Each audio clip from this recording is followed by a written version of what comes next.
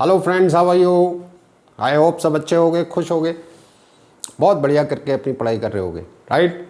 Alternating current हमारा present topic चल रहा है। काफ़ी सारा डिस्कशन, 3/4 से ज़्यादा डिस्कशन ऑलरेडी कर चुके हैं। नहीं देख पाए तो देख लीजिएगा, बहुत सारा इंपॉर्टेंट डिस्कशन ऑलरेडी 4 वीडियो में आ चुका है। हम ऑलमोस्ट एंड की तरफ बढ़ रहे हैं, लेकिन आज के वीडियो में जो इन्फॉर्मेशन है वो मे बी सबसे इम्पॉर्टेंट इन्फॉर्मेशन हो सकती है आपके एग्ज़ाम के पॉइंट ऑफ व्यू से। तो क्या है देखते हैं, मैं बताऊंगा नहीं क्या है, ठीक है। We will start with the oscillations in LC circuit. हमने L circuit, C circuit, R circuit, L R, R C, L C R सारे डिस्कस कर लिए डिटेल में। Everything we have discussed. अब कंक्लूजन का टाइम है, तो ऑसिलेशंस इन एलसी सर्किट को डिस्कस करते हैं, ठीक है। तो देखिए, ऑसिलेशंस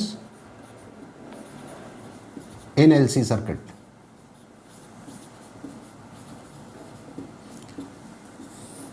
तो मान लीजिए ये आपका एक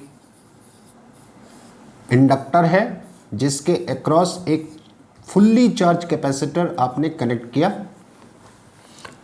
एलसी सर्किट, ठीक है। मान के चल रहे हैं कि आर नहीं है, हालांकि ये आइडियल सिचुएशन है, ऐसा सर्किट नहीं होगा जिसमें आर ना हो, आर तो होगा। फिलहाल मान के चलते हैं कि आर नहीं है, तो एलसी सर्किट है, फुल्ली चार्ज कैपेसिटर है। तो क्योंकि ये चार्ज कैपेसिटर है तो इसकी प्लेट्स के बीच में एक इलेक्ट्रिक फील्ड है, ठीक है। इसकी प्लेट्स में एक पोटेंशियल डिफरेंस है Q/C, और इस कैपेसिटर के पास इलेक्ट्रिक एनर्जी है 12CV², ठीक है। हमको मालूम है चार्ज कैपेसिटर को अगर मैं कनेक्ट करता हूँ, इस तरह से कनेक्ट करता हूँ किसी सर्किट में, तो ये कैपेसिटर आपका डिस्चार्ज होगा। टाइम वर्सेस डिस्चार्ज जिंक का ग्राफ बनाऊं तो ऐसा ग्राफ आता है। ये ग्राफ भी अपने आप में बड़ा इंपॉर्टेंट था, अगर आपको याद हो तो। शुरू में देखिए इसकी प्लेट्स का चार्ज मैक्सिमम है, और जैसे ही डिस्चार्जिंग प्रोसेस शुरू होगा तो फिर ये चार्ज धीरे धीरे कम होता जाएगा, ठीक है। तो कैपेसिटर इस तरह से डिस्चार्ज होता है। अच्छा, ये भी बड़ा एक इंपॉर्टेंट पॉइंट था, हालांकि पुरानी बात है, पर फिर भी मैं आपको याद दिला दूं। ये आपको बताता है, ये वाला पार्ट जहाँ पे आप देख रहे हैं कि ग्राफ टाइम एक्सिस के पैरेलल होते जा रहा है, इसका मतलब कैपेसिटर कभी भी फुल्ली डिस्चार्ज नहीं होता है। 100% डिस्चार्जिंग कैपेसिटर की नहीं होती है, थ्योरेटिकली प्रैक्टिकली हो जाता है, पर इंपॉर्टेंट पॉइंट है। ये है। अब इस ग्राफ का स्लोप आपको क्या देगा? इस ग्राफ का स्लोप आपको देगा dQ/dt, यानी कि करंट देगा। और आप देख पा रहे होंगे कि इस ग्राफ का स्लोप शुरू में इन द बिगनिंग इसका स्लोप मैक्सिमम है, फिर ये स्लोप धीरे धीरे कम होता जा रहा है। ये देखिए, स्लोप कम होता जा रहा है, मतलब करंट कम होती जा रही है।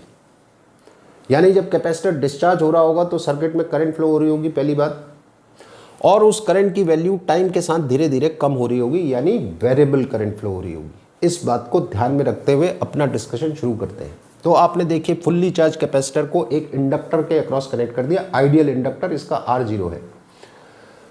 आइडियल इंडक्टर क्या होता है ये भी डिटेल में डिस्कस कर रखा है, पिछले वीडियोस आप जरूर देख लीजिए, मैं बता रहा हूँ आपको। आप कह रहे होंगे सर आप तो धमका रहे हो। धमका नहीं रहा हूँ मैं, इसलिए कह रहा हूँ कि देख लीजिएगा, आपके काम आएगा, ठीक है। धमका नहीं रहा हूँ, मेरा थोड़ा बोलने का स्टाइल ऐसा ही है। तो वेरिएबल करंट फ्लो होगी इस सर्किट में। फिर हमको ऑस्टेड भाई साहब ने बताया था कि करंट से मैग्नेटिक फील्ड प्रोड्यूस होता है, ठीक है। तो जब सर्किट में करंट फ्लो होगी तो यहाँ पर एक मैग्नेटिक फील्ड आएगा, और इस कॉइल के थ्रू या इस इंडक्टर के थ्रू एक मैग्नेटिक फ्लक्स पास होगा। अब चेन रिएक्शन क्या है कि कैपेसिटर डिस्चार्ज हो रहा है, सर्किट में एक वेरिएबल करंट फ्लो हो रही है, उस करंट की वजह से एक मैग्नेटिक फील्ड प्रोड्यूस हो रहा है। करंट वेरिएबल है तो मैग्नेटिक फील्ड भी वेरिएबल है, मैग्नेटिक फील्ड वेरिएबल है तो flux passing through this coil या flux passing through this inductor, ठीक है, वो भी वेरी कर रहा होगा। और टाइम वेरिंग मैग्नेटिक फ्लक्स से एक ईएमएफ इंड्यूस होता है, ये हमको फैराडे ने बताया था, इलेक्ट्रोमैग्नेटिक इंडक्शन, कि time varying magnetic flux passing through a loop of wire will produce an EMF and an induced current, ये बताया था। तो क्या होगा,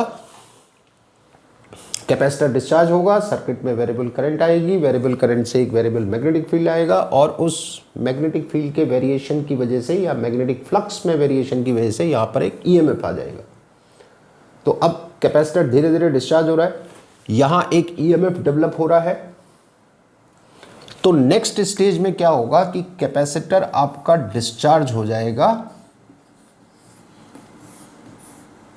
ठीक है, और इसमें जो मैग्नेटिक फील्ड आया था, एक वेरिएबल मैग्नेटिक फील्ड, इस करंट की वजह से करंट आपकी ऐसे फ्लो हुई होगी, high potential to low potential, ये करंट का डायरेक्शन होगा। करंट का डायरेक्शन इस डिस्कशन में बड़ा इंपॉर्टेंट है, ध्यान रखिएगा।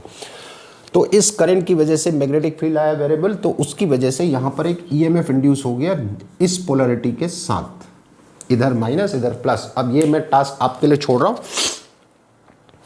कमेंट बैक बॉक्स में मुझे लिख के भेजिएगा कि इधर माइनस और इधर प्लस ही क्यों ईएमएफ इंड्यूस हुआ, उल्टा क्यों नहीं हो गया कि इधर प्लस इधर माइनस क्यों नहीं हो गया, ऐसा ही क्यों हुआ। लेंजेज लॉ को ध्यान में रख के सोचना, आंसर मिल जाएगा, नहीं आएगा तो मुझसे कमेंट बॉक्स में पूछ लेना। तो माइनस प्लस ये ईएमएफ इंड्यूस हो गया, यानी एक ईएमएफ यहाँ आ गया और इसके पास एनर्जी आ गई कितनी, हाफ Li², जो कि मैग्नेटिक एनर्जी है। ये इलेक्ट्रिक एनर्जी थी कैपेसिटर के पास जो थी, ये मैग्नेटिक एनर्जी है। इसके पास एक एनर्जी आ गई और एक ईएमएफ आ गया, और ये पक्की बात है क्योंकि इस सर्किट में दो ही एलिमेंट है, एक ये और एक ये। तो जितना पोटेंशियल डिफरेंस इसकी प्लेट में होगा उतना ही यहाँ ईएमएफ के फॉर्म में आ गया होगा, और इसकी इलेक्ट्रिक एनर्जी इसके मैग्नेटिक एनर्जी में कन्वर्ट हो गई। इलेक्ट्रिक एनर्जी किस में कन्वर्ट हो गई, मैग्नेटिक एनर्जी में, ठीक है। अब क्या होगा, तो अब जैसे इसकी प्लेट के पोटेंशियल डिफरेंस की वजह से एक करंट फ्लो हुई थी, तो अब इस ईएमएफ की वजह से एक करंट फ्लो हो जाएगी। जब इस ईएमएफ की वजह से एक करंट फ्लो होगी तो कैपेसिटर आपका फिर चार्ज होने लगेगा, फिर से चार्ज होने लगेगा, और इस बार इसकी इस प्लेट के पास प्लस आएगा, इसके पास माइनस आएगा। देख रहे हैं इधर प्लस इधर माइनस है, तो प्लस वाला इसके साथ कनेक्टेड है, तो यहाँ प्लस आएगा यहाँ माइनस आएगा। तो थोड़ी देर बाद क्या होगा कि इस इंडक्टर के पास जो ईएमएफ था, इंड्यूस्ड ईएमएफ, इसकी वजह से कैपेसिटर आपका फिर चार्ज हो जाएगा। तो नेक्स्ट स्टेज को अगर मैं यहाँ पे बनाऊं,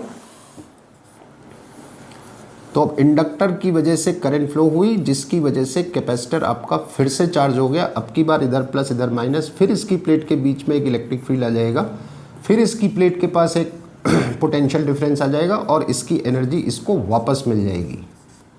ऐसा हो गया, ठीक है। और यहाँ पे देखिए करंट ऐसे फ्लो हुई आपकी, तो यही करंट कंटिन्यूएशन में चल रही है, और फिर आपका कैपेसिटर फुल्ली चार्ज हो गया दोबारा से, लेकिन इसकी प्लेट की पोलरिटी अपोजिट हो गई है, आप देखिए, ठीक है। अब आप देखो, अब क्या होगा कि इसकी प्लेट के पास फिर पोटेंशियल डिफरेंस आ गया, तो सर्किट में फिर करंट फ्लो होगी, फिर वही हो जाएगा, लेकिन इस बार करंट फ्लो होगी इधर को।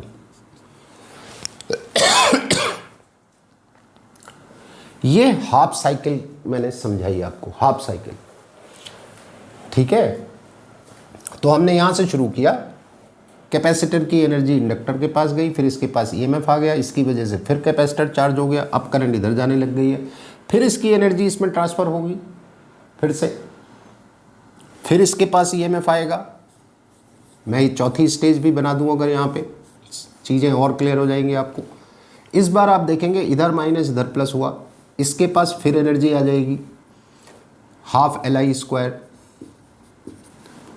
फिर इसकी वजह से करंट फ्लो होगी इधर को, यही करंट कंटिन्यू हो रही है। देखो कैपेसिटर आपका फिर चार्ज होके इस स्टेज में आ जाएगा, इस बार फिर इधर प्लस आएगा इधर माइनस, यानी ये स्टेज वापस आ गई, साइकिल आपकी कंप्लीट हो गई। अब हो क्या रहा है इसको देख लेते हैं कि जब आपने कैपेसिटर कनेक्ट किया तो सर्किट में चार्ज ऐसे फ्लो हुआ हाफ साइकिल तक, हाफ साइकिल यहाँ तक चार्ज ऐसे फ्लो हुआ, और इसके बाद चार्ज अपोजिट डायरेक्शन में फ्लो होगा, यानी हाफ साइकिल में चार्ज ऐसे जाएगा, हाफ साइकिल में ऐसे जाएगा। साइकिल कंप्लीट कब होगी कि जिस स्टेज से आपने शुरू किया था वही स्टेज जब वापस आ जाएगी, वो साइकिल कंप्लीट हो जाएगी। तो आधे साइकिल में चार्ज ऐसे और आधे साइकिल में चार्ज ऐसे जा रहा है। कैपेसिटर की एनर्जी इंडक्टर के पास, इंडक्टर की एनर्जी कैपेसिटर के पास आ रही है, और क्योंकि इस सर्किट में रेजिस्टेंस हम मान के चल रहे हैं 0 है, तो कहीं कोई एनर्जी का लॉस नहीं हो रहा है। हमने पढ़ा है पहले, L और C की वजह से एनर्जी का लॉस नहीं होता है, ये हमने पढ़ा है, आर की वजह से होता है और आर इस सर्किट में है नहीं, तो एनर्जी का लॉस तो कहीं होगा नहीं। तो ये चार्ज इसमें फॉर एवर ऑसिलेट करता रहेगा। आइडियल सिचुएशन है, प्रैक्टिकली पॉसिबल नहीं है, मालूम है। ये बिल्कुल वैसा ही है जैसा पेंडुलम के साथ होता है। जब आपने पेंडुलम को ऑसिलेट कराना होता है, आप पेंडुलम को एक तरफ ऐसे ले जाते हैं। ऐसा करके आप बेसिकली क्या करते हैं, जब आप पेंडुलम को इधर ले गए तो क्या किया आपने, इसको पोटेंशियल एनर्जी दी आपने, और ये पोटेंशियल एनर्जी देके आपने छोड़ दिया। अब आपका कोई रोल नहीं है, तो डेफिनेटली मोशन के लिए एनर्जी तो आपको देनी पड़ेगी। तो आप पेंडुलम को इधर ले गए, आपने पोटेंशियल एनर्जी दी, छोड़ दिया। अब ये पेंडुलम ऑसिलेट करेगा इस एनर्जी के साथ, और जब ये ऑसिलेट करेगा तो पोटेंशियल एनर्जी काइनेटिक में कन्वर्ट होगी। जब अपनी मीन पोजीशन में आएगा, मीन से जब इधर जाएगा दूसरी एक्सट्रीम पोजीशन में, फिर पोटेंशियल एनर्जी आएगी और ये चलता रहेगा। तो पेंडुलम में भी ऐसा ही हो रहा है, पोटेंशियल काइनेटिक में, काइनेटिक पोटेंशियल में, फिर पोटेंशियल काइनेटिक में, फिर काइनेटिक पोटेंशियल में, चलता रहेगा। और इस केस में भी अगर मान लूँ कि एयर का फ्रिक्शन नहीं है, ideal situation, no air friction, no loss of energy अगर मान लूँ, तो ये पेंडुलम भी इस एनर्जी से जो शुरू में आपने दी थी, इस एनर्जी से फॉर एवर ऑसिलेट यानी करता रहेगा। तो ये सिचुएशन और ये सिचुएशन एक जैसी है। वहाँ पेंडुलम एसएचएम कर रहा है, सिंपल हार्मोनिक मोशन, ऑसिलेट कर रहा है। यहाँ चार्ज ऑसिलेट कर रहा है, वहाँ भी एनर्जी का लॉस नहीं हो रहा है, यहाँ भी एनर्जी का लॉस नहीं हो रहा है आइडियल सिचुएशन में। ठीक है, इसको बोलते हैं ऑसिलेशंस इन एलसी सर्किट। अब इसके साथ थोड़ा मैथमेटिक्स इन्वॉल्व है, उसको भी देख लेते हैं, लेकिन पहले मैं इसका ग्राफ बना देता हूँ। ग्राफ कैसा आएगा आप देखिए। इन ऑसिलेशंस को अगर मैं ग्राफिकली रिप्रेजेंट करूँ, चाहे पेंडुलम के ऑसिलेशन को करूँ, चाहे इसके यहाँ चार्ज के ऑसिलेशन को करूँ, ग्राफ एक जैसा आएगा। तो अगर मैं मान के चल रहा हूँ कि कोई रेजिस्टेंस नहीं है, तो टाइम वर्सेस ग्राफ आपका ऐसा आएगा। ये इनको बोलते हैं सस्टेन्ड ऑसिलेशंस। सस्टेन्ड का मतलब होता है जैसा है वैसा ही रहेगा। सस्टेन यानी ऑसिलेशंस जैसे हैं वैसे ही रहेंगे, इनमें कोई चेंज नहीं आने वाला। क्योंकि आर है नहीं तो एनर्जी लॉस है नहीं, नो एनर्जी लॉस। तो ये सस्टेन्ड ऑसिलेशंस हैं, ये ऐसे ही चलते रहेंगे। लेकिन जैसे मैंने कहा ये आइडियल सिचुएशन है, तो आइडियल सिचुएशन तो होती नहीं, आर तो जरूर होगा, बिना आर के सर्किट पॉसिबल ही नहीं है। ठीक है, तो फिर अगर आर है तो यही ऑसिलेशंस जो होंगे टाइम के साथ आप देखेंगे ये धीरे धीरे डाई आउट होते जाएंगे, फाइनली जीरो हो जाएगा। इनको आप कहते हैं सस्टेन्ड डैम्प्ड ऑसिलेशंस। डैम्पिंग का मतलब होता है लॉस, डैम्प्ड ऑसिलेशंस है, ऐसा होगा। ये विदाउट आर के लिए ऐसा था, और विद आर यानी आर अगर जीरो नहीं है तो फिर एनर्जी लॉस होगा, तो ऑसिलेशन धीरे धीरे डाई आउट हो जाएंगे, खत्म हो जाएंगे। पेंडुलम के केस में भी यहाँ भी एक जैसा है। अब पेंडुलम के सिंपल हार्मोनिक मोशन की condition, not only pendulum but any body which is performing SHM, जो एसएचएम करती है कोई भी बॉडी, चाहे वो पेंडुलम हो, चाहे वो स्प्रिंग के साथ अटैच्ड एक बॉडी हो जो ऊपर नीचे वाइब्रेट कर रही हो, या कोई भी और बॉडी जो एसएचएम कर रही हो, तो सिंपल हार्मोनिक मोशन की कंडीशन क्या होती है? सिंपल हार्मोनिक मोशन की कंडीशन होती है acceleration directly proportional to negative of displacement, ये होती है। अगर डिस्प्लेसमेंट को x से डिनोट करूं, अगर डिस्प्लेसमेंट को मैं x से डिनोट करूं, तो एक्सेलरेशन को d2x/dt² लिख सकता हूं। अब आप कहेंगे साहब, हालांकि पता होगा आपको, मैं उनके लिए कह रहा हूं जिनको नहीं पता है। तो x अगर डिस्प्लेसमेंट है, x अगर डिस्प्लेसमेंट है तो dx/dt क्या है? वेलोसिटी। और v अगर वेलोसिटी है तो dv/dt क्या है? एक्सेलरेशन। और अगर मैं यहाँ पे v की जगह dx/dt लिख दूँ तो d2x/dt² हो जाएगा। तो मैं ये कंडीशन जो है acceleration directly proportional to negative of displacement, इसको मैं d2x/dt² directly proportional to negative of x भी लिख सकता हूँ। और जब कोई भी बॉडी सिंपल हार्मोनिक मोशन करती है तो उसके टाइम पीरियड का फॉर्मूला क्या होता है? जनरल फॉर्मूला टाइम पीरियड का होता है t = 2π डिस्प्लेसमेंट अपॉन एक्सेलरेशन। ये टाइम पीरियड का एक्सप्रेशन है, जनरल एक्सप्रेशन, कोई भी बॉडी एसएचएम कर रही है तो। हमारे आगे के डिस्कशन में ये काम आने वाला है। अब मैं ये जो ऑसिलेट हो रहा है, ऑसिलेशंस हो रहे हैं चार्ज के, इसको मैं मैथमेटिकल सपोर्ट दे देता हूँ।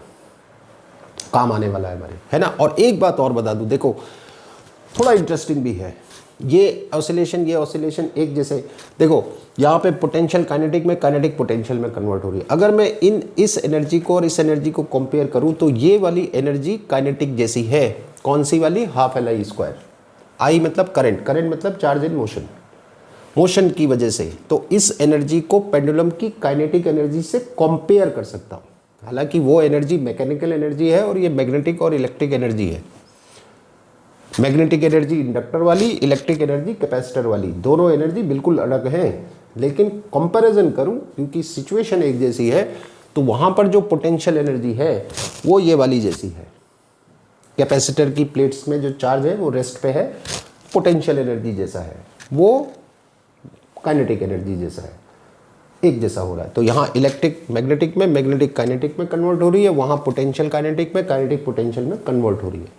अब इसको हम मैथमेटिकल सपोर्ट दे देते हैं, keeping this fact in our mind.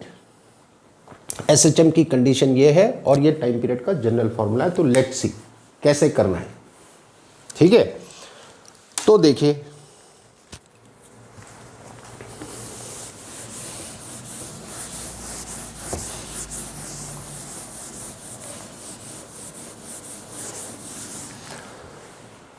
तो इंडक्टर का ईएमएफ क्या होता है? L D I by D T. ये एक्सप्रेशन है इलेक्ट्रोमैग्नेटिक इंडक्शन वाले चैप्टर में आपने पढ़ा है, E equals to minus L D I by D T है। कैपेसिटर की प्लेट्स पे जो चार्ज होता है Q इक्वल्स टू, या कैपेसिटर की प्लेट्स में जो पोटेंशियल डिफरेंस होता है वो क्या होता है? Q अपॉन सी। अब आपने क्या करा था? आपने एक इंडक्टर के अक्रॉस एक चार्ज कैपेसिटर को कनेक्ट कर दिया था और इसकी प्लेट का डिफरेंस था Q अपॉन सी। थोड़ी देर बाद यही पोटेंशियल डिफरेंस यहाँ ईएमएफ के फॉर्म में आ गया था। तो मैं V को ईएमएफ के इक्वल लिख सकता हूँ, क्योंकि जो पोटेंशियल डिफरेंस यहाँ होगा वही यहाँ ईएमएफ के फॉर्म में आएगा। तीसरा एलिमेंट सर्किट में कोई है नहीं। So this V is equals to E। तो आप क्या लिखेंगे?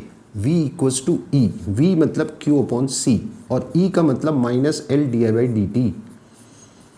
अब अगर करंट को चार्ज के टर्म में लिखूं तो I equals to D Q by D T लिख सकता हूं। तो यहां पे अगर आप इसको रिप्लेस कर दें तो हो जाएगा Q upon C minus L D by D T of I का मतलब D Q by D T. तो ये आ रहा है Q upon C equals to minus L D two Q by D T square.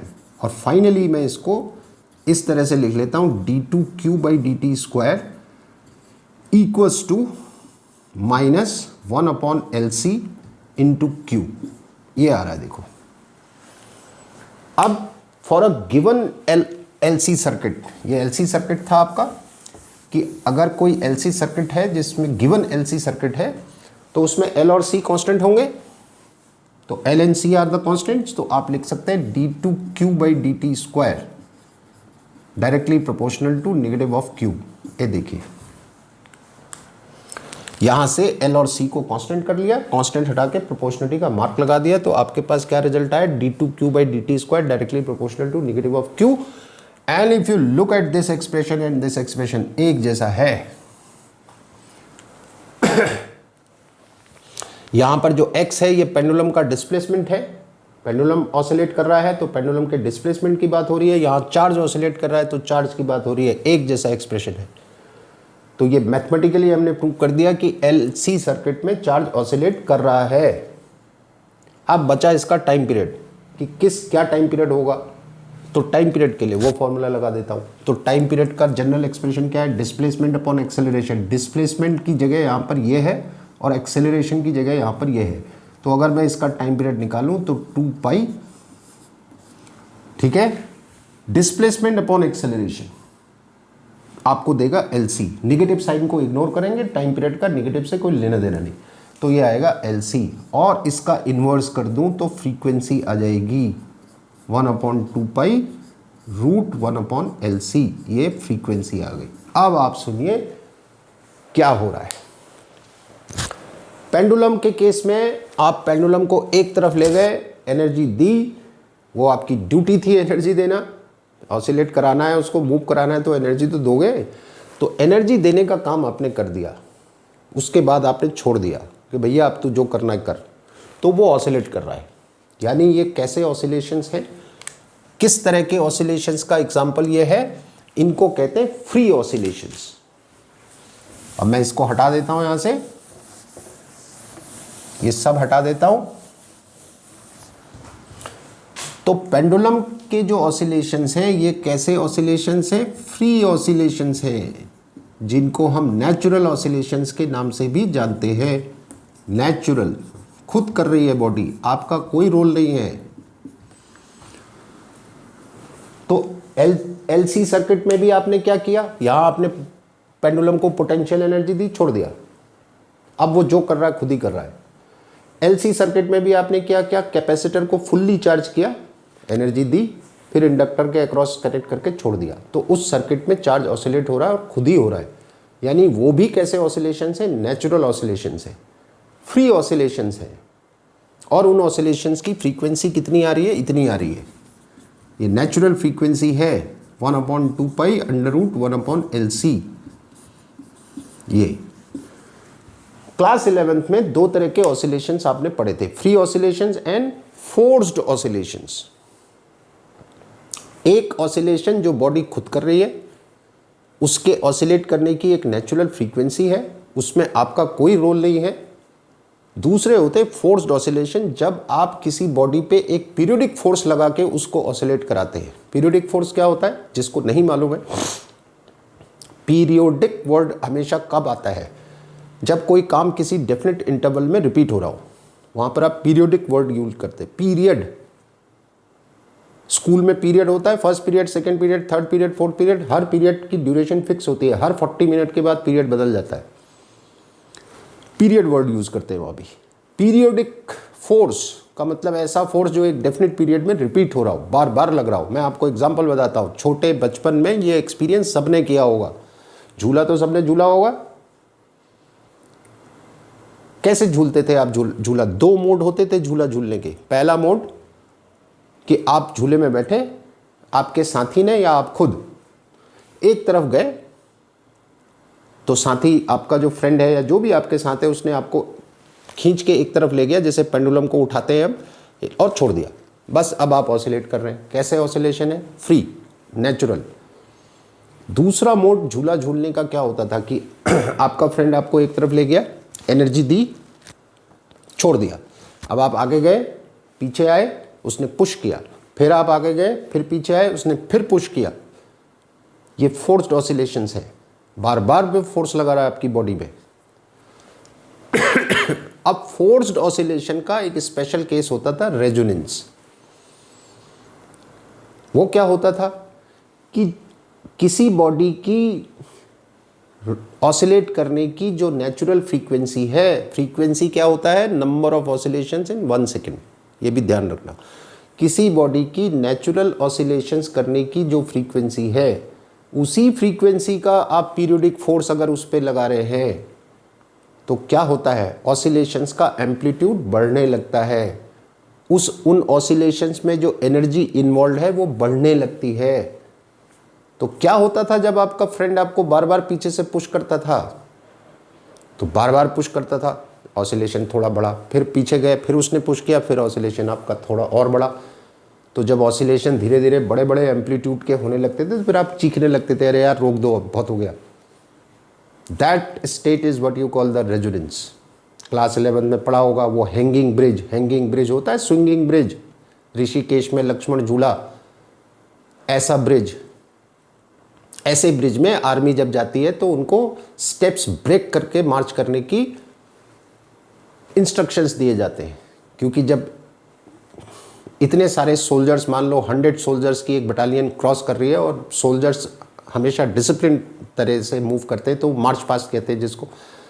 तो 100 आदमी मान लो उस बटालियन में है, तो 100 आदमी का पाँव ऊपर, फिर नीचे, फिर ऊपर, फिर नीचे। तो ये कैसा फोर्स है, पीरियोडिक फोर्स। तो जब वो ब्रिज को क्रॉस कर रहे होंगे तो एक पीरियोडिक फोर्स लगा रहे होंगे, भारी भरकम पीरियोडिक फोर्स। 100 लोगों के पाँव एक साथ ऊपर, एक साथ नीचे, इतना भारी भरकम फोर्स, एक पीरियोडिक फोर्स उस ब्रिज पे लग रहा है। अगर उस पीरियोडिक फोर्स की फ्रीक्वेंसी उस ब्रिज की नेचुरल फ्रीक्वेंसी से मैच कर गई तो ब्रिज तो फिर फिर वही हो जाएगा जैसे आपका झूला झूलने में चीखने लगते थे, बड़े बड़े ऑसिलेशन में पता चला ब्रिज टूट गया। Is called resonance. यही हमें पढ़ना है। तो हमने देखा एलसी सर्किट, जो कि बेसिकली एलसीआर सर्किट है। एलसी सर्किट बिना आर के तो होगा नहीं। तो एलसीआर सर्किट में चार्ज के ऑसिलेट करने की एक नेचुरल फ्रीक्वेंसी है, वो ये लिखी है। अब हम बात करते हैं फोर्स्ड ऑसिलेशंस की इन एलसीआर सर्किट, और फिर उसमें रेजोनेंस को डिस्कस करते हैं। ठीक है, सो लेट्स सी। तो देखिए, रेजोनेंस इन एलसीआर सर्किट, ये आपका सीरीज एलसीआर सर्किट है। इसमें आपने एक वोल्टेज अप्लाई कर रखी है V = V0 sin omega t, और ये इस पे ऑल्टरनेटिंग करंट फ्लो हो रही है। तो अगर मैं आपसे पूछूं कि क्या इस सर्किट में चार्ज ऑसिलेट कर रहा है, तो डेफिनेटली कर रहा है, क्योंकि ऑल्टरनेटिंग करंट फ्लो हो रही है। तो ऑल्टरनेटिंग करंट का ग्राफ ये है, ये इसकी पॉजिटिव हाफ साइकिल, ये नेगेटिव हाफ साइकिल। तो पॉजिटिव हाफ साइकिल में चार्ज ऐसे जाएगा, नेगेटिव हाफ साइकिल में ऐसे जाएगा। तो चार्ज इस पर डेफिनेटली ऑसिलेट कर रहा है। अब सवाल है कि ये ऑसिलेशंस इसके नेचुरल है या फोर्स्ड है। तो ये डेफिनेटली फोर्स्ड ऑसिलेशन वाली कैटेगरी है, क्योंकि चार्ज इसमें उसी फ्रीक्वेंसी से ऑसिलेट करेगा जिस फ्रीक्वेंसी की वोल्टेज आपने अप्लाई कर रखी है। ये एक तरह का पीरियोडिक फोर्स है। क्लास 11th में याद होगा, पीरियोडिक फोर्स ऐसे लिखते थे आप, F = F0 sin omega t। कोई भी पीरियोडिक फंक्शन होता है वो हमेशा साइन या कॉस के फॉर्म में ही होता है, क्योंकि यही है दो periodic function, sine and cos, जिनकी वैल्यूज़ एक डेफिनेट पीरियड के बाद रिपीट होती है। 360 के बाद इनकी वैल्यूज़ रिपीट होने लगती है। तो यही है दो पीरियोडिक फंक्शन। तो पीरियोडिक फोर्स को वहाँ ऐसे दिखाते थे, if you look at this and look at this, एक जैसा है। तो ये पीरियोडिक फोर्स जैसा है, हालांकि ये फोर्स नहीं है, बट इस सर्किट में चार्ज उसी फ्रीक्वेंसी से ऑसिलेट करेगा जिस फ्रीक्वेंसी से आप चाह रहे हो। इससे पहले वाला डिस्कशन जो था वहाँ पे ये कहीं नहीं था। तो उस सर्किट में जो हमने पहले डिस्कशन किया, वहाँ चार्ज खुद अपने हिसाब से अपनी फ्रीक्वेंसी से ऑसिलेट कर रहा था, और उसकी नेचुरल फ्रीक्वेंसी भी हमने देखी थी। क्या थी, मैं एक बार याद दिलाने के लिए आपको लिख देता हूँ। नेचुरल फ्रीक्वेंसी एलसीआर सर्किट की ये आई थी हमारी, ठीक है। लेकिन इस सर्किट में चार्ज इस फ्रीक्वेंसी से ऑसिलेट नहीं करेगा, इसमें उस फ्रीक्वेंसी से करेगा जो आपने ये लगा रखी है। अब क्या होगा कि अगर इस अप्लाइड वोल्टेज की फ्रीक्वेंसी इसकी नेचुरल फ्रीक्वेंसी से मैच कर जाए तो क्या होगा।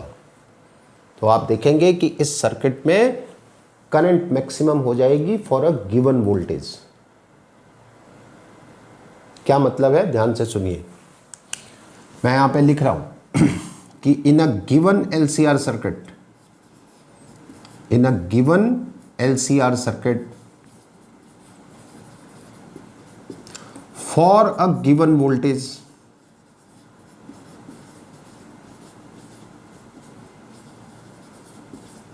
If frequency of applied voltage, यहां पे जब मैं गिवन वोल्टेज कह रहा हूं तो वैल्यू की बात कर रहा हूं। गिवन वोल्टेज मतलब वैल्यू। मान लो आपने 220 वोल्ट लगाया, एक फिक्स वैल्यू 220 वोल्ट, लेकिन वो 220 वोल्ट की फ्रीक्वेंसी क्या है, क्योंकि ऑल्टरनेटिंग वोल्टेज के साथ दो टर्म हमेशा आती है, वैल्यू क्या है और फ्रीक्वेंसी क्या है। वैल्यू अलग है, फ्रीक्वेंसी अलग है। तो जब मैं गिवन वोल्टेज कह रहा हूं का मतलब वैल्यू की बात कर रहा हूं। फ्रीक्वेंसी अब आ रही है कि if the frequency of applied voltage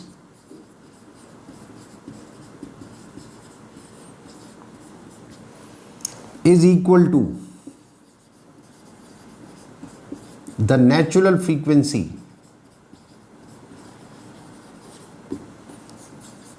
of LCR circuit,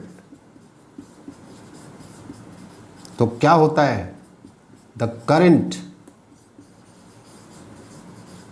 in the circuit becomes maximum। इस फिनोमेना को रेजोनेंस कहते हैं इन एलसीआर सर्किट। ये स्टेटमेंट लिखेंगे आप एग्जाम में, बोर्ड वाले बच्चों के लिए कह रहा हूं। बाकी नीट और जेई वाले समझ लीजिए हो क्या रहा है, ये हो रहा है। अब इसका क्या मतलब है, मान लो इस एलसीआर सर्किट की नेचुरल फ्रीक्वेंसी 50 हर्ट्ज है। मान लो इस फॉर्मूले में एल और सी की वैल्यू रखेंगे, नेचुरल फ्रीक्वेंसी पता चल जाएगी आपको। तो मान लो 50 है। अब मैंने 220 वोल्ट लगाया,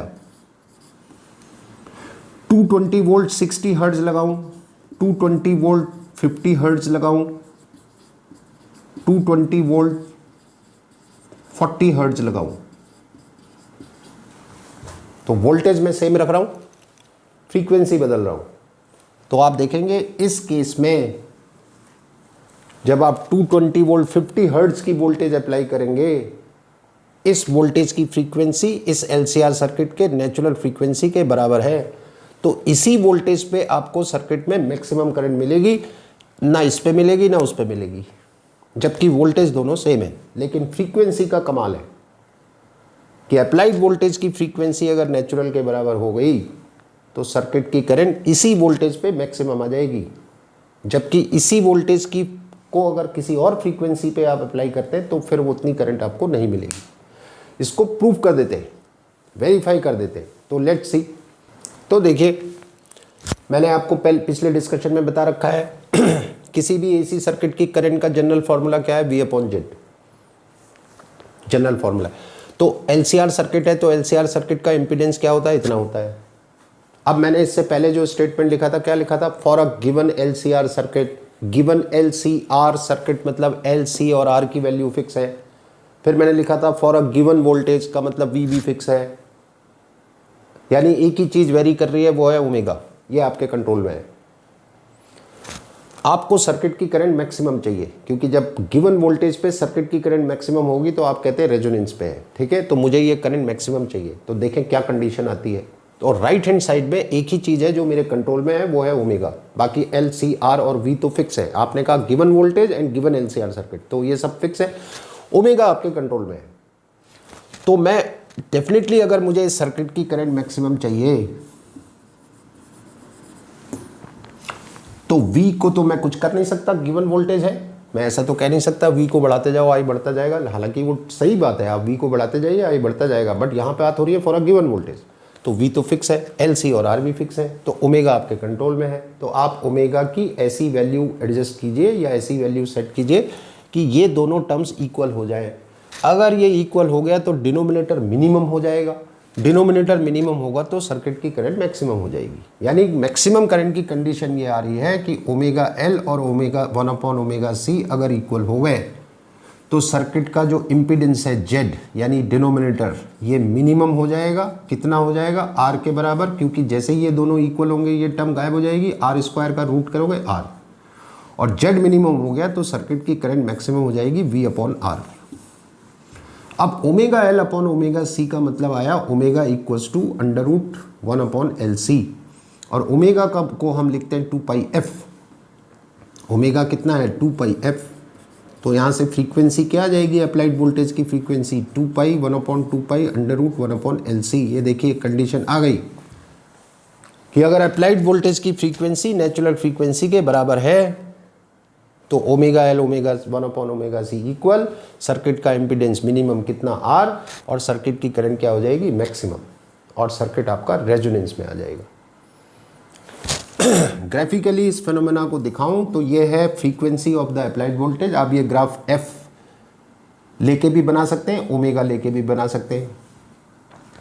इधर आप करंट को लेके भी बात कर सकते हैं, पावर को लेके भी बात कर सकते हैं, क्योंकि सर्किट में पावर कंजम्पशन ज़्यादा तो करंट भी ज़्यादा, करंट ज़्यादा तो पावर कंजम्पशन भी ज़्यादा, क्योंकि करंट के फ्लो के लिए ही एनर्जी सप्लाई करते हैं आप।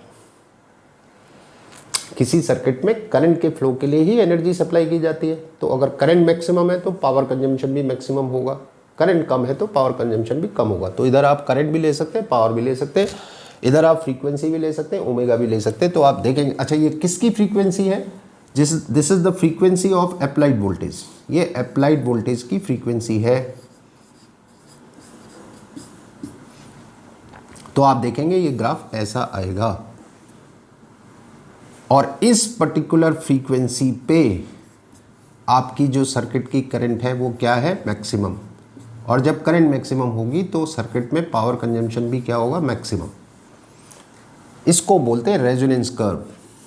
This is called resonance curve बोलते हैं, क्योंकि रेजोनेंस के फिनोमेना को रिप्रेजेंट कर रहा है, दिखा रहा है, और ये बता रहा है कि इस फ्रीक्वेंसी में सर्किट की करंट मैक्सिमम हो जाएगी। अगर अप्लाइड वोल्टेज की फ्रीक्वेंसी इतनी है तो सर्किट की करंट मैक्सिमम है, इसलिए इसको रेजोनेंस फ्रीक्वेंसी भी बोलते हैं, FR।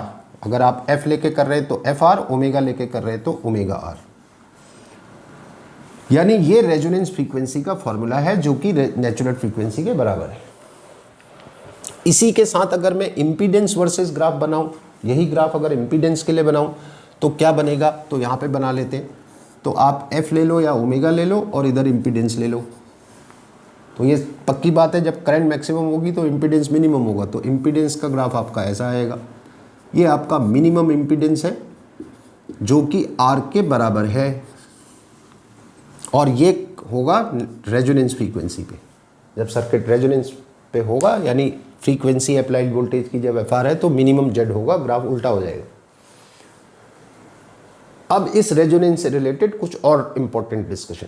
सबसे पहले तो मैं आपको यह बता दूं, जब वो न्यूमेरिकल्स की बात बता रहा हूं न्यूमेरिकल्स में आप देखेंगे वो रेजोनेंस वर्ड यूज नहीं करेंगे, वो अवॉइड करेंगे रेजोनेंस वर्ड यूज करना, क्योंकि वो ये देखना चाहते हैं कि आपको रेजोनेंस की कंडीशंस मालूम है कि नहीं। तो वो सीधा सीधा नहीं कहेंगे आपसे सर्किट रेजोनेंस में, वो क्या कहेंगे वो देखो कि क्या कहेंगे, ठीक है। तो देखो conditions for resonance in LCR circuit, मैं यहाँ पे सारी कंडीशंस लिखने वाला हूँ, और ये सारा चेन रिएक्शन है, क्योंकि ऐसा है इसलिए ऐसा है, क्योंकि ऐसा है इसलिए ऐसा भी है। It is something like that.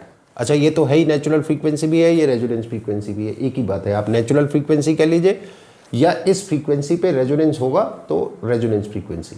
Resonance frequency हम यूज करते हैं अप्लाइड वोल्टेज के हिसाब से, कि अप्लाइड वोल्टेज की फ्रीक्वेंसी अगर इतनी होगी तो रेजोनेंस हो जाएगा, ठीक है। तो ये एक ही बात है, आप नेचुरल फ्रीक्वेंसी या एफ आर। अब देखो क्या हुआ था अभी थोड़ी देर पहले, एक्सएल और एक्सी अगर इक्वल हैं तो इम्पीडेंस मिनिमम हो गया था। तो इम्पीडेंस मिनिमम हो गया, कितना हो गया, आर, क्योंकि एलसीआर सर्किट के इम्पीडेंस का फॉर्मूला ये होता है under root XL minus XC का whole square plus R square. तो जब एक्सएल और एक्सी इक्वल होंगे तो जेड मिनिमम कितना हो जाएगा, आर। एक्सएल को ओमेगा एल और एक्सी को 1/ओमेगा सी भी लिखते हैं आप, ठीक है। अब जब जेड मिनिमम हो जाएगा तो सर्किट की करंट मैक्सिमम हो जाएगी, कितनी हो जाएगी, V/R। फिर आपको याद होगा कि एलसीआर सर्किट में जो नेट वोल्टेज आई थी वो इतनी आई थी, VL माइनस VC का whole square plus VR square, ये आई थी। और VL होता है I इंटू एक्सएल और VC होता है I इंटू XC, ये होता है। अब आप कह रहे हैं कि साहब एक्सएल और XC इक्वल है, तो एक्सएल XC इक्वल है तो सीरीज एलसीआर सर्किट में करंट तो सेम ही होगी, L में भी वही होगी, C में भी वही होगी, तो करंट तो सेम होगी। अब आप कह रहे हैं एक्सएल और XC भी बराबर है, तो फिर डेफिनेटली VL और VC भी बराबर है। तो VL VC बराबर, तो V इक्वल्स टू क्या हो गया, VR, यानी जो भी वोल्टेज आप अप्लाई करेंगे वो R के अक्रॉस आ जाएगी। दैट डजंट मीन कि L और C में कुछ नहीं आएगा, L और C की टोटल वोल्टेज जीरो हो जाएगी। मैं यहाँ पे ये पॉइंट बता दूँ आपको, देखो एलसीआर सर्किट का अगर आपने फेजर डायग्राम अगर आपको याद हो तो इसका फेजर डायग्राम ऐसा होता था, ये होता था, ये करंट का फेजर, ये वोल्टेज का फेजर, ये कैपेसिटर वाली वोल्टेज का फेजर, ये आर वाले वोल्टेज का फेजर, और VL और VC दोनों एक दूसरे के अपोजिट हैं। यहाँ पर आप कह रहे हैं अगर सर्किट आपका रेजोनेंस में होगा तो टोटल अप्लाइड वोल्टेज आर को मिलेगी, तो बिल्कुल मिलेगी, पर इसका ये मतलब नहीं है कि VL और VC जीरो होंगे। लेकिन ऐसा होगा कि मान लो आपने वोल्टेज अप्लाई की 220 वोल्ट, तो ये सारी आर के पास आ गई। VL के पास मान लो 300 वोल्ट आ रहा है, मान लो, तो VC के पास भी आप देखेंगे 300 वोल्ट आएगा। इन दोनों को सॉल्व करेंगे, जीरो हो जाएगा, तो बचेगा ये ध्यान रखना कि टोटल वोल्टेज VR के बराबर है। इसका मतलब ये नहीं कि L और C में कुछ नहीं आ रहा है, L और C में डेफिनेटली आएगा लेकिन बराबर आएगा। और जब फेजर डायग्राम के हिसाब से सॉल्व करेंगे तो जीरो हो जाएगा। मैंने आपको पहले भी बताया था, AC सर्किट्स में अगर आप वोल्टेज को स्केलर की तरह ऐड करेंगे तो आपको नेट वोल्टेज नहीं मिलेगी। आपने वोल्टेज ऐड करनी है फेज के हिसाब से, वेक्टर तरह से करनी है, ये ध्यान रखना। यानी जैसे यहाँ देखो, यहाँ मैं ऐसा नहीं करूँगा 300 प्लस 300 600, 600 प्लस 220 820, ऐसा नहीं होगा। ये वेक्टर मेथड से होंगे, दोनों अपोजिट है तो कैंसिल हो जाएंगे, ये बचेगा, इसको ध्यान रखना। तो एनीवे हम आगे बढ़ते हैं। तो V इक्वल्स टू VR हो गया। अब जब Z मिनिमम R है तो आपको मालूम है R सर्किट के लिए phase difference between V and I कितना होता है, 0। तो V एंड I का फेज डिफरेंस 0 हो गया। और यहाँ पे भी बात बता दूँ, LCR सर्किट जब रेजोनेंस में होगा तभी LCR सर्किट में V और I का फेज डिफरेंस 0 होगा।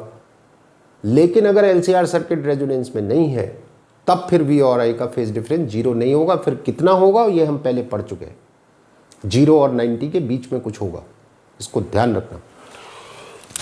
फाई 0 हो गया तो कॉस फाई 1 हो गया, पावर फैक्टर 1 हो गया, जो कि इसकी मैक्सिमम वैल्यू है। तो सर्किट में पावर कंजम्पशन भी मैक्सिमम हो जाएगा। कितना हो जाएगा? V R M S I R M S, इतना हो जाएगा एवरेज पावर कंजम्पशन।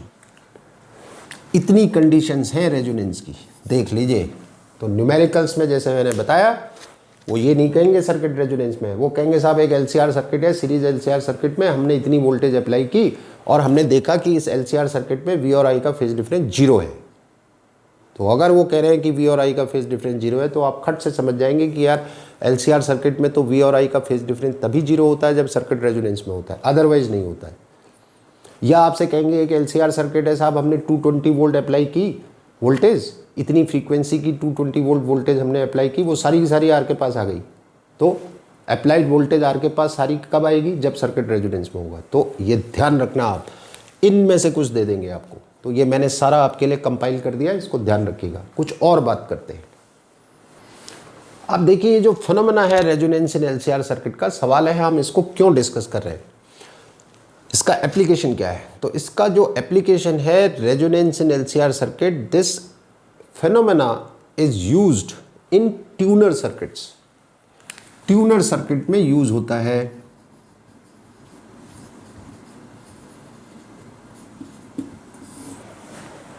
अब ट्यूनर सर्किट क्या होता है? ट्यूनर सर्किट का मतलब जैसे आपका टेलीविजन की बात कर लें हम, ठीक है, एग्जाम्पल दे रहा हूं। आपके छत में एंटेना लगा है, 500 चैनल आ रहे हैं एंटेना पे, बहुत सारे टीवी चैनल्स हैं, 500 आ रहे हैं मान लो, ज़्यादा भी हो सकते हैं। तो एंटेना तो सबको रिसीव कर रहा है, लेकिन टेलीविजन में एट ए टाइम एक ही चैनल आप देखते हैं, वो भी अपनी मर्जी का, जो आप चाहते हैं वो देख लेते हैं। तो आपके टेलीविजन में अंदर एक ट्यूनर सर्किट होता है जो आपके टेलीविजन को एक पर्टिकुलर फ्रीक्वेंसी के लिए ट्यून करता है। आपको जी टीवी देखना है, स्टार टीवी देखना है, सोनी टीवी देखना है, वो आप डिसाइड करते हैं। तो आप तो बटन दबा देते हैं, अंदर एक ट्यूनर सर्किट है, वो ट्यून कर देता है उसी फ्रीक्वेंसी के लिए, क्योंकि हर टीवी चैनल अलग अलग फ्रीक्वेंसी पे आ रहा होता है। कौन सी फ्रीक्वेंसी के लिए ट्यून करना है वो ट्यूनर सर्किट डिसाइड करेगा। और ट्यूनर सर्किट बेसिकली क्या होता है कि एक एलसीआर सर्किट ही होता है, ठीक है, एक एलसीआर सर्किट होता है जिसमें ईदर एल और सी दोनों में से किसी एक को आप चेंज कर सकते हैं, या तो एल को कर लीजिए या सी को कर लीजिए। और क्योंकि आप एल और सी में से किसी को चेंज कर सकते हैं, तो इस एलसीआर सर्किट की नेचुरल फ्रीक्वेंसी को आप चेंज कर सकते हैं। क्योंकि एल और सी को चेंज कर सकते हैं तो नेचुरल फ्रीक्वेंसी चेंज कर सकते हैं। नेचुरल फ्रीक्वेंसी चेंज कर सकते हैं तो फिर इसको किसी भी फ्रीक्वेंसी के लिए आप ट्यून कर सकते हैं। मान लीजिए मैं 3 चैनल्स की बात करूं, एक में जी टीवी आ रहा है, एक में सोनी टीवी आ रहा है, एक में आपका स्टार टीवी आ रहा है, ठीक है। थोड़ी देर के लिए मान लीजिए सोनी टीवी आपका 100 मेगाहर्ट्ज पे आ रहा है और जी टीवी आपका 90 मेगाहर्ट्ज पे आ रहा है और स्टार टीवी आपका 110 मेगाहर्ट्ज पे आ रहा है। आप इसको देखना चाह रहे हैं सोनी को, तो आप अपने टेलीविज़न के ट्यूनर सर्किट की नेचुरल फ्रीक्वेंसी कितनी कर देंगे? 100।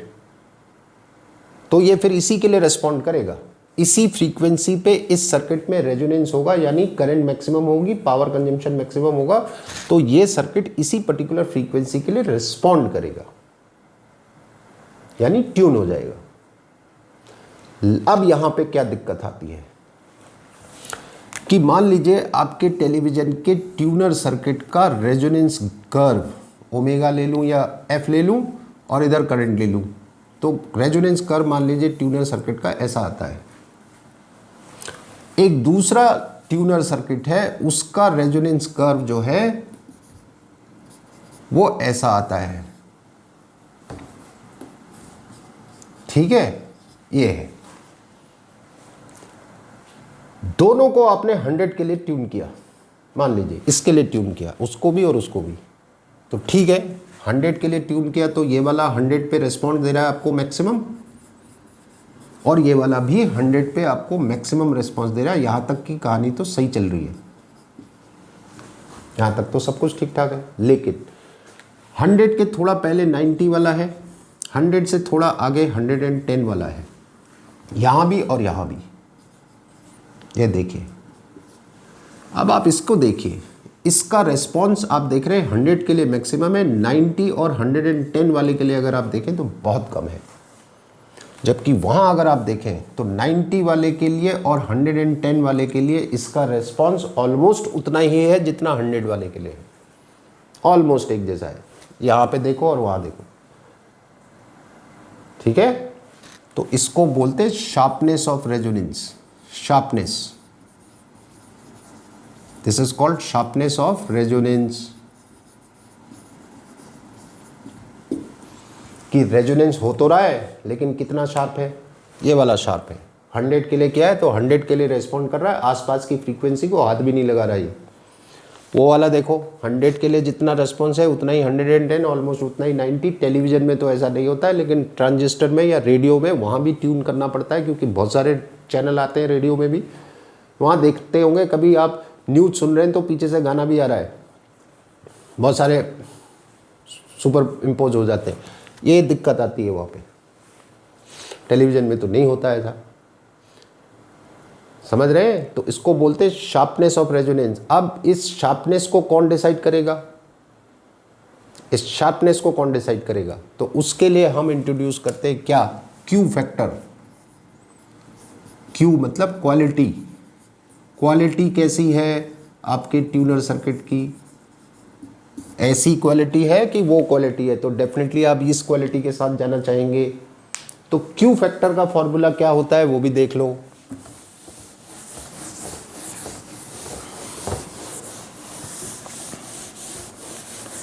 तो जिस ट्यूनर सर्किट का क्यू फैक्टर हाई होगा उसका रेजोनेंस भी शार्प होगा। तो क्यू फैक्टर का फॉर्मूला क्या होता है, इसके दो फॉर्मूले होते हैं, मैं आपको बताऊं। अब देखो, मैंने यहाँ पे अभी दो ग्राफ बनाए थे, अभी इससे पहले दो ग्राफ बनाए थे। एक ग्राफ आपका ऐसा आया था और दूसरा ग्राफ आपका ऐसा आया था। ये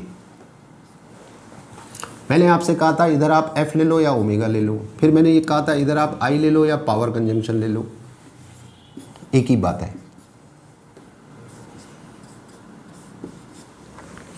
तो ये रेजोनेंस फ्रीक्वेंसी है, यहाँ पे पावर कंजम्पशन मैक्सिमम है, करंट भी मैक्सिमम है, ये इसमें रेजोनेंस फ्रीक्वेंसी है, इस यहाँ पे भी पावर कंजम्पशन मैक्सिमम है। और मुझे मालूम है, अभी मैंने देखा कि ये वाले में शार्पनेस ज़्यादा है, उसमें शार्पनेस कम है, ये मेरे को मालूम है। अच्छा, दोनों ग्राफ में बेसिक डिफरेंस क्या है, दोनों ग्राफ में डिफरेंस है विड्थ का। ये देखो, ये थोड़ा नैरो ग्राफ है, वो थोड़ा वाइड ब्रॉड है, विड्थ का डिफरेंस है। लेकिन विड्थ भी कहाँ वाली, कौन सी विड्थ है ना। अब अगर मैं इस ग्राफ में ये वाली विड्थ ले लूं और इस ग्राफ में ये वाली विड्थ देखूं तो फिर मामला गड़बड़ है। यानी ग्राफ की विड्थ आप देख रहे हो, दोनों ग्राफ की विड्थ वेरी कर रही है, यहाँ ज़्यादा फिर कम फिर और कम फिर और कम, तो विड्थ भी वेरी कर। ओवरऑल तो दिख रहा है, ओवरऑल दिख रहा है, ये नैरो है वो ब्रॉड है ओवरऑल। लेकिन विड्थ की बात करूं तो यहाँ ज़्यादा यहाँ कम और कम, वहाँ भी देखो यहाँ ज़्यादा यहाँ कम यहाँ कम। अब अगर मैं इसकी विड्थ देखूं ये वाली और उसकी विड्थ देखूं वो वाली, तो कंपैरिजन नहीं हो पाएगा। तो एक ही जगह पे विड्थ देखनी पड़ेगी, तब पता चलेगा। और वो विड्थ हम देखते हैं कहाँ पे, अब देखो ये मैक्सिमम पावर कंजम्पशन है और यहाँ पे मतलब इन फ्रीक्वेंसीज के लिए पावर कंजम्पशन जो है वो मैक्सिमम का आधा है। इस फ्रीक्वेंसी पे मैक्सिमम पावर कंजम्पशन है और ये दो फ्रीक्वेंसीज है जहाँ पे पावर कंजम्पशन मैक्सिमम का आधा है। ठीक है, यहाँ भी और यहाँ भी, ये देखिए ये मैक्सिमम का आधा। तो हम हमेशा विड्थ देखते हैं हाफ पावर पॉइंट्स पे, इनको बोलते हैं हाफ पावर पॉइंट्स, मतलब एक तरह से सेंटर पे हाफ पावर पॉइंट्स पे विड्थ देखी जाती है। तो वो कोई भी रेजोनेंस कर्व होगा उसकी विड्थ देखूंगा तो हाफ पावर पॉइंट पे देखूंगा, तब कंपैरिजन कर पाऊंगा, क्योंकि एक ही जगह पे दोनों की विड्थ देख रहा हूँ। तो मैंने इसकी विड्थ यहाँ पे देखी ये आई, इसकी विड्थ देखी ये आई, तो अब मैं देख रहा हूँ ये विड्थ ज़्यादा है और ये विड्थ कम है, तो इसकी शार्पनेस अच्छी उसकी गड़बड़।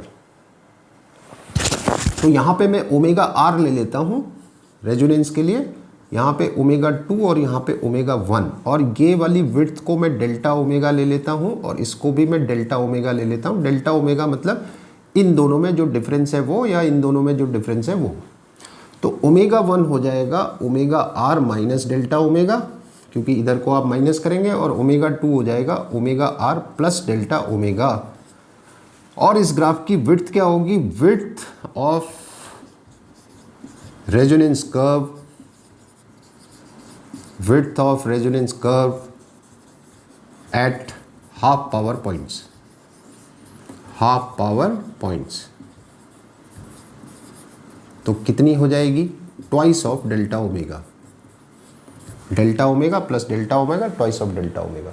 तो ये जो क्यू फैक्टर है, क्यू फैक्टर का फॉर्मूला होता है omega R upon twice of delta omega. और इस फॉर्मूले से ये कंफ्यूजन नहीं होना चाहिए कि Q factor is directly proportional to omega R. No, omega R यहाँ पे कांस्टेंट है।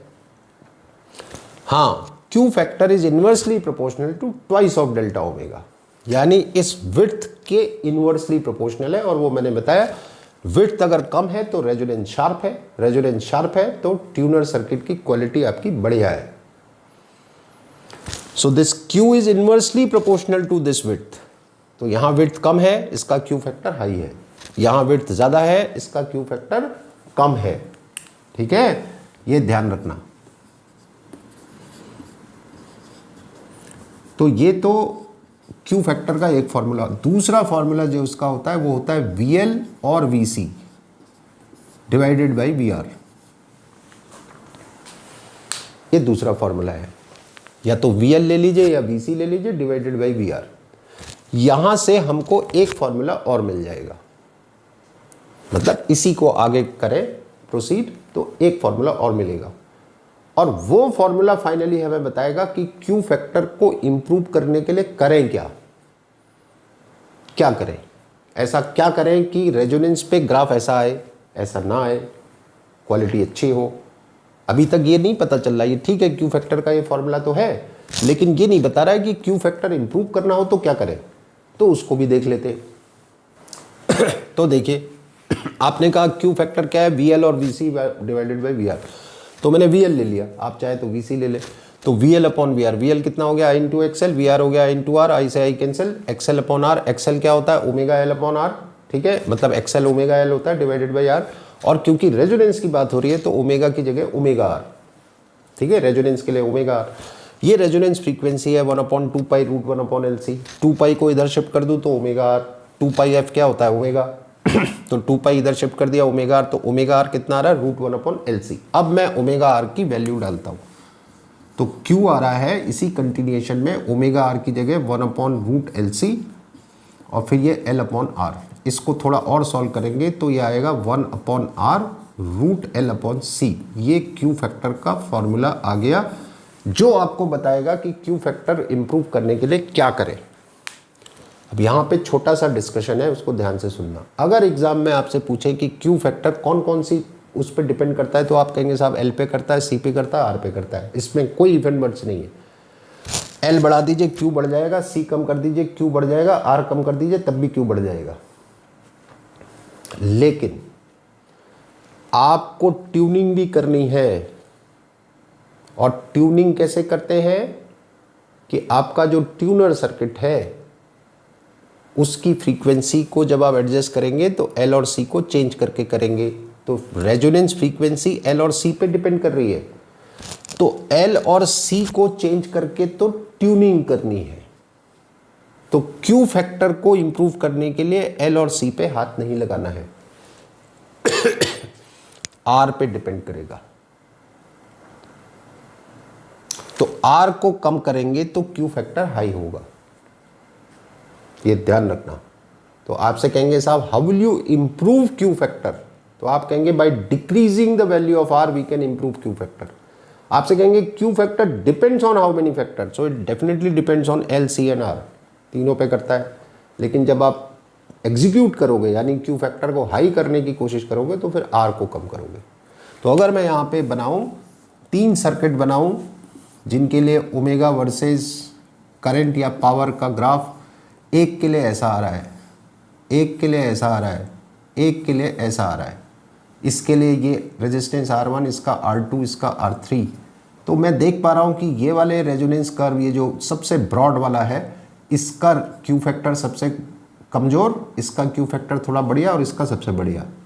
तो आप देखेंगे कि R1 की वैल्यू R2 से कम, R2 की वैल्यू R3 से कम, यानी इसका रेजिस्टेंस सबसे कम होगा, तो उसका रेजोनेंस सबसे शार्प है। समझ गए? एक न्यूमेरिकल देख लेते रेजोनेंस पे। मैंने सारी कंडीशंस आपको लिखा रखी है। न्यूमेरिकल बहुत आसान होने वाला है। LCR सर्किट अगर रेजोनेंस में है तो, रेजोनेंस में नहीं है तब भी आसान होने वाला है, लेकिन कैलकुलेशन थोड़ा बढ़ जाती है, ये ध्यान रखना, ठीक है। So let's see. तो देखिए ये आपका क्वेश्चन है, बड़ा सिंपल सा क्वेश्चन है। मैं कैलकुलेशन थोड़ा अवॉइड करूंगा, ये ध्यान रखिएगा। कैलकुलेशन आप कर सकते हैं, I don't want to waste time in calculation, क्योंकि ऑलरेडी वीडियो लंबा जा रहा है। समझा देता हूँ क्या करना है। तो ये देखिए LCR सर्किट है, L की वैल्यू दे रखी है, C और R सब दे रखा है, ये अप्लाइड वोल्टेज है। पूछा यह है कि frequency of applied voltage for the circuit to be in resonance. तो क्या फ्रीक्वेंसी इस वोल्टेज की हम अप्लाई करें ताकि सर्किट आपका रेजोनेंस में आ जाए। तो हमको मालूम है रेजोनेंस फ्रीक्वेंसी ये होती है, इस फ्रीक्वेंसी पे रेजोनेंस हो जाता है, ठीक है। तो यहाँ पे मैं वैल्यू रिप्लेस करूँगा, तो ये होगा 1/2 pi under root 1/L। L का मतलब कितना है 100 मिली हेनरी, मिली का मतलब 10⁻³ और C का मतलब 4000 माइक्रोफेरेड, तो ये जाएगा 4000 माइक्रोफेरेड मतलब 10⁻⁻6। इसको आप सॉल्व कर लेंगे तो क्या होगा 1 2 3 4 5, ठीक है। तो ये हो गया -3 और -5, 1/2 पाई अंडर रूट के अंदर 10⁻⁴ जाएगा ऊपर, डिवाइडेड बाई 4। आई थोड़ा कैलकुलेशन आसान हो रही है तो मैं कर ही देता हूँ। ये देखिए 5 जीरो कैंसिल हो गए आपके, -1 बचा, -1 और -3 -4, 10⁻⁻4 को ले जाएंगे ऊपर, तो 10⁻⁴ डिवाइडेड बाई 4, तो ये हो गया 1/2 पाई 100/2, यानी 25/पाई आ रहा है। इतनी आपकी रेजोनेंस फ्रीक्वेंसी आ रही है, इतने हर्ट्ज। सेकेंड पार्ट में कह रहा है VL बताओ, VC बताओ और VR बताओ। बहुत आसान है, VR तो फाइंड ही नहीं करना। जब सर्किट रेजोनेंस में होता है तो VR किसके बराबर होता है, V के। तो VR तो सीधा सीधा V के बराबर हो जाएगा, यानी 220 वोल्ट, क्योंकि हमने ये अभी पढ़ा है कि जब LCR सर्किट रेजोनेंस में होता है तो अप्लाइड वोल्टेज R के पास आ जाती है, तो इसलिए इसको तो फाइंड ही नहीं करना है। अब बचा VL और VC। VL VC फाइंड करने के लिए आपको सर्किट की करंट फाइंड करनी पड़ेगी, और जब सर्किट रेजोनेंस में होता है तो करंट भी बहुत आसान है, V/R हो जाता है। तो अप्लाइड वोल्टेज है आपकी 220 और R कितना है 100, तो ये हो जाएगा 2.2 एम्पियर। ये सर्किट की करंट हो गई। और ये मैंने पहले भी बताया था आपको, जब तक लिखा ना हो पीक वैल्यू आप RMS मान के चलेंगे। यहाँ पे कहीं नहीं लिखा है पीक वैल्यू, तो ये RMS वैल्यू है, तो ये जो करंट आ रही है ये भी RMS आ रही है, ये ध्यान रखिएगा। अब आसान है, VL क्या होता है, VL होता है I × XL, XL क्या होता है ओमेगा × L, हमको सब मालूम है। करंट कितनी है 2.2।